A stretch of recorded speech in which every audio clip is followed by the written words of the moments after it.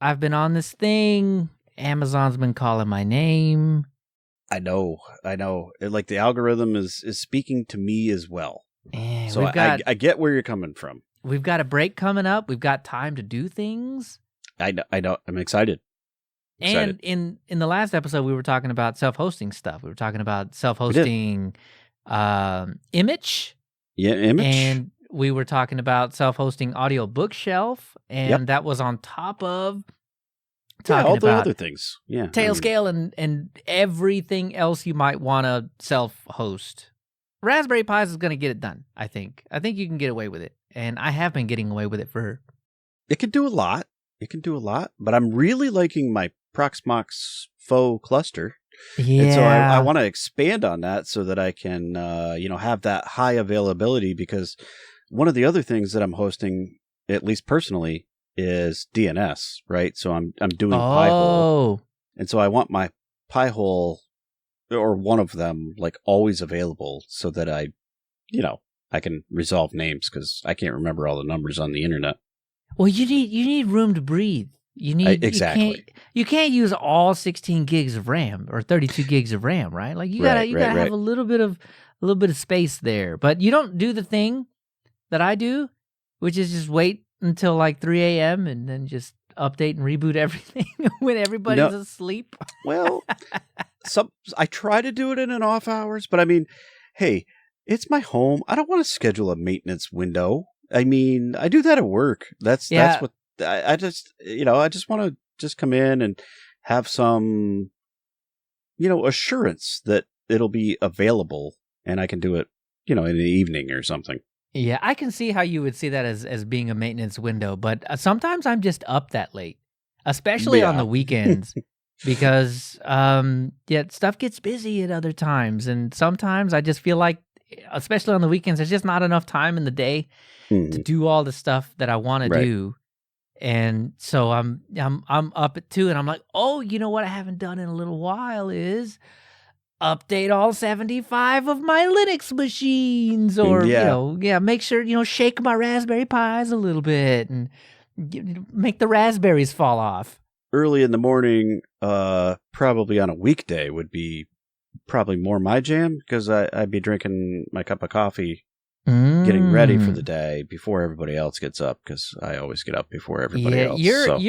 You are a morning person. I am the opposite of that. I see. This is why we make such a good team. I feel like it's more like autopilot, and it's the thing I can do that I don't learned have to. Like a forced morning person. Yeah, I don't have to interface with anybody when I do this, so it's very comfortable, and it's a good way to wake up. See, but that's exactly how I see 2 a.m. Like everybody's asleep. Yeah, that's fair. There's no one in the world that's going to text me at this moment, so I can just be alone. Okay, see, this is. I think this. So we do some similar team. things there. Yeah, we are opposite sides of the same coin, but yet the same coin.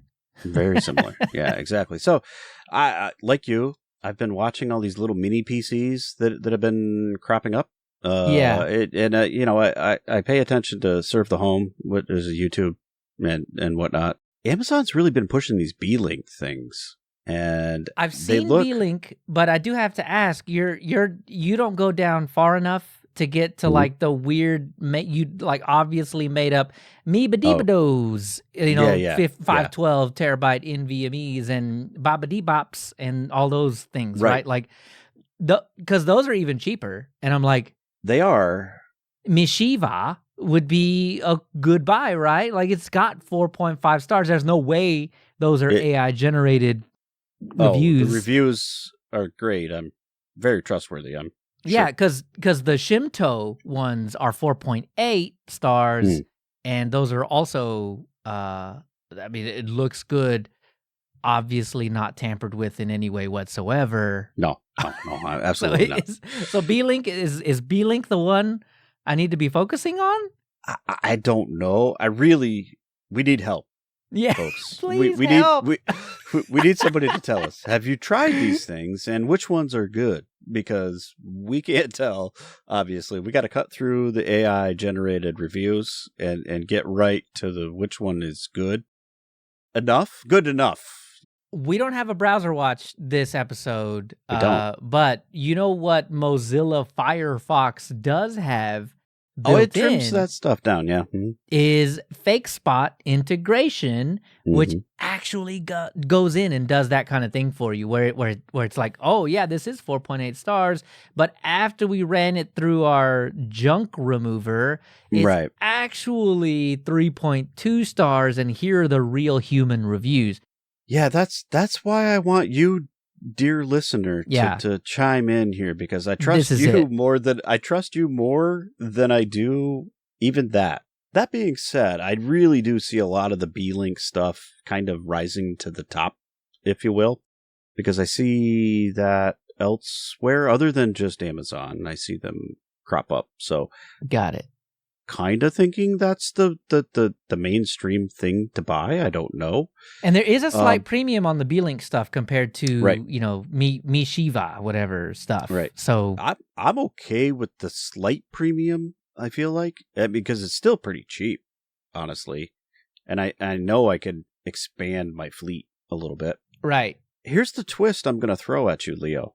I'm kind of thinking about a desktop replacement for recording. You want to know a secret? Yes. Me too. Ah, there it is. Yeah, because I yeah, mean, because like it's a nice little quiet machine, powerful enough to be able to get some things done, so I can still do like OBS recording. Because if you look at some of those higher end ones, they actually do have the AMD GPU yeah, stuff enough that it probably could handle some of the offloading of the CPU. And yeah, I'm looking at a little more money, obviously, when I'm getting into the higher end units, but it'll have enough RAM. It'll have all the CPU I need, all the GPU I need, to be able to do web browsing, OBS recording, and Discord, stuff like that, right? yeah. It's not super power hungry, which is nice, and I'm sure it'll be quiet. And that's also desirable for recording. Right. And so to put all this in context, right? Like these machines are even cheaper than these Lenovo ones that I've been purchasing. You went with Dell? HP. Yeah, Right. I've seen the Dell ones too. So yeah, they all have the little tiny mini micro type size things. Right. And that's what we're talking about. And so I'm looking at like there's this Beelink S12 that has an N100 Celeron. I know it goes up from here though, but it starts at $170 US to get a half a terabyte of NVMe storage and 16 gigs of RAM with an N100 Intel processor, which for the little price, underpowered. Yeah. I mean, it's a fantastic. Well, for the price, it's great. Yeah. Yeah. If you're just trying to run a bunch of low powered VMs or something like that, it's fantastic for it. That you'll have plenty of space, and then it just goes up from there, right? Like you can get the 5th generation 5560U Ryzen 5 for $300. You don't pay a whole lot of money for a whole lot of beef. You don't. In these machines, you can get 32 gigs of RAM, 1 terabyte, 2 terabyte discs. Like it's all SODIMM stuff, so it's like laptop. It's like just a laptop like condensed laptop into a tiny box. So you are buying a laptop for essentially, yeah. But they look. But I don't good. need the screen. I got 2 of them sitting here. Yeah. I don't need a screen, right? They look really good for under $300. The 5700U, 8-core, 16-thread, Ryzen 7, 16 gigs of RAM, and a half a terabyte M2 that you can upgrade. And all of the rest of that you can upgrade too. You can get up to 32 gigs of RAM and all that. So should I not buy one of these? They just somebody seem talked me off the ledge because I feel like I want to buy too. I'm getting real close, man. Right. Same. What do I do? I don't know. So, I mean, I like the Raspberry Pi thing. I dislike that I have to have 4 Raspberry Pis to get all of my stuff done. But it's not necessarily a bad thing. And I'm not getting rid. I'm not abandoning that. I'm still probably going to use it. if I tried to do that, then I would just have a bunch of Raspberry Pis sitting around like everybody else in their drawers, not doing anything, collecting dust, and then I look in that drawer every now and then and feel a slight twinge of shame for the amount of money that I paid for these little boxes, and now I'm doing nothing with them. So I don't think, especially not my 3 and my 4, those aren't going anywhere. They're still going to be doing stuff. But I mean, I've got my Lenovo that used to be right here. Has the 2400G, 2500G, something like that. It was a pretty decent machine, but I just didn't like the fan whir. And it was right next to my microphone. So that wasn't fantastic. So ended up changing, and now it's my Proxmox box. Wow, try saying that 3 times real fast. Proxmox box. Yeah. And it's got a dozen VMs on it doing all kinds of fun stuff. So which is awesome. Right, and I could just expand on that. I'd like to expand a little bit, have a little more beef, so I can maybe do, give my Docker VM anyway, because it runs about 9 different containers, I think. I don't know how many I have running on that. Give it a little more beef. I'd love to give it a little more RAM, a little more disk space, and then, I don't have to worry quite so much. I did just upgrade my Lenovo machine with all these VMs on it to 32 gigs.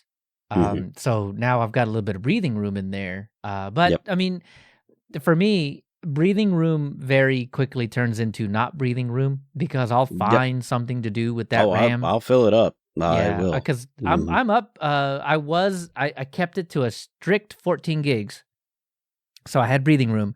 As soon as I put the 32 gigs in there, I spun up a bunch of VMs, and now I'm sitting at like 25. So of course, I'm going to get there pretty quick. So another machine would actually be really nice. Yeah. And so, I have 2 of them, right? And so sometimes, like I said, when I'm upgrading, I can do the migration thing and migrate them from one host to the other host, which is great. But I can't run all of them off of one the way it sits right now, right? So I do have to shut some down in order to make the migration stuff happen. And that's fine, because there's a bunch of stuff that I can turn on and off. That's okay.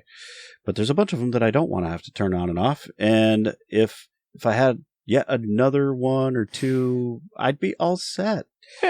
I could just let it go. Let it do its thing. This is the plight of the nerd, isn't it? Oh, if I just had terrible. The home labber. One more.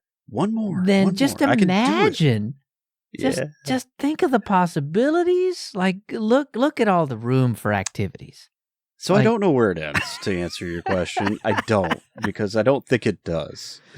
Honestly, I might just pull the trigger on one of the cheaper Amoeba-Deebados and just see. I mean, Amazon's pretty good about returns. So if it's trash, if it's absolute trash, you can send it back. The UPS place is like right down the street, so it's not a big deal. It's not far from me either. It's like 2 blocks.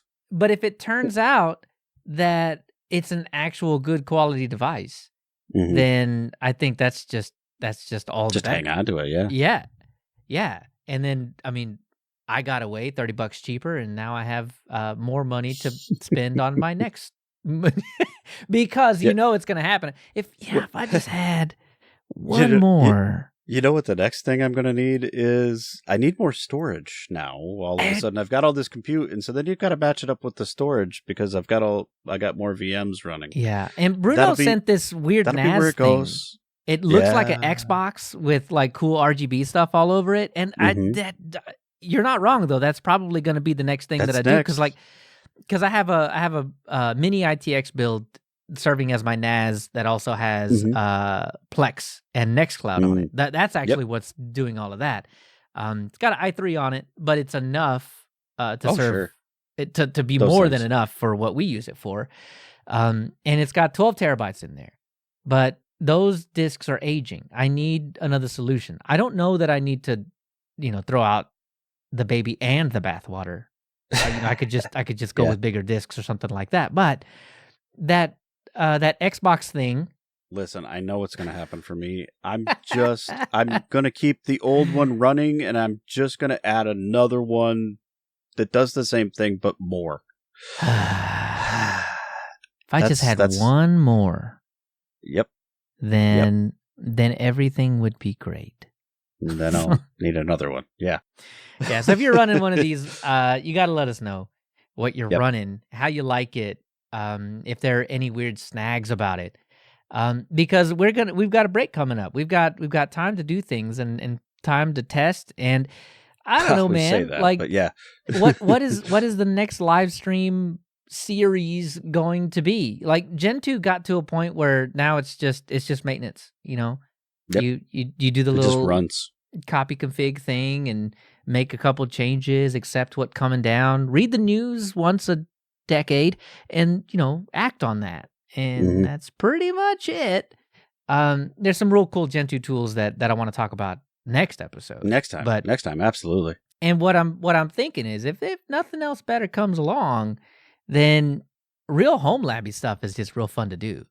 I've seen over and over and over again. Well, how do I set up the Pi hole? How do I set up AdGuard on my network? What would I need to do? Because it turns out that I'm a big old nerd, and sometimes it's hard to take that step back and realize, nah, that's easy because you've got a decade of networking experience under your belt, and so DNS is just second nature. But when people have only ever experienced the $40 router DNS DHCP gateway routing situation, then it isn't second nature to just say, oh, well, just change your DNS. You go in, Windows, right click here, click properties here, go down here, and then, like that's not. And so no. Yeah, it's not. Sometimes I know, Dan, you're probably this way too, where you got to take a deep breath, take a step back and be like, nope, you just know that because. Yeah. Oh, yeah. I can get very technical very quickly. Yeah. So if nothing else, man, I feel like one of these mini PCs could just be dedicated to setting up these environments to play around with things like that. How do you set up Pi-hole? Well, this is how. And if you have, 3 Linux boxes on that network, here's how you make the change once. Yeah. And make them all behave. And all have that right. same information and all get that base level of ad blocking. And then how do you make that even better? So I don't know. It's an idea. I didn't even let Dan in on this one. I've just been kicking this around with like. Don't get me wrong. I think the other thing is I just want to play some video games. Like let's like maybe do kind of like a alternate thing where it's like first time we do here's how you Pi-hole, and then the second one is just like I bought some games on the Humble Bundle and I'm not trying to think. So here's what this live stream is going to be about. Right. Dan, hurry up and get in here and play this game with me. That might happen. Yeah, that might that's like that's great. The other bit of news. Dan has had a Steam Deck for a while. You knew this. He mentioned that I don't know a long time ago. Geez, a year ago now? Yeah. Is it that long? More? I don't know. It's been a while. Yeah, you've had it for a little bit. Yeah. Just recently, I got one too. So, and I have this. I just Amazon had it on sale. Got me an Elgato 4K capture card. Something. Oh yeah. So I can pipe that straight through to Twitch and so everybody could watch. Yeah. We got ourselves a pretty good little setup now. I think we've got the whole. I think it's coming together. I think so too. So anyway, the mini PCs are a part of that. A part of my grand master plan for what might be to come in season 5 and in the live streams that go along with that. So yeah, any feedback will help, and we'll make a decision over the break. I mean, I don't know. I'll probably just pull the trigger and be like, "Oh, that was a good suggestion. I'll get one of those too." I was going to say it might not even make it to that long, but yeah, sure. You're probably already watching this on YouTube, but if you're not, we're on the YouTubes. You must be getting it through the old RSS feed then, right? On the old Apple Podcasts or the Antenna Pod or the Podcast Addicts or the whatever. You can go to linuxuserspace.show, get that RSS feed and stuff it into GNOME Podcast if you want. However you get the show. RSS is probably our biggest avenue, but there's always YouTube.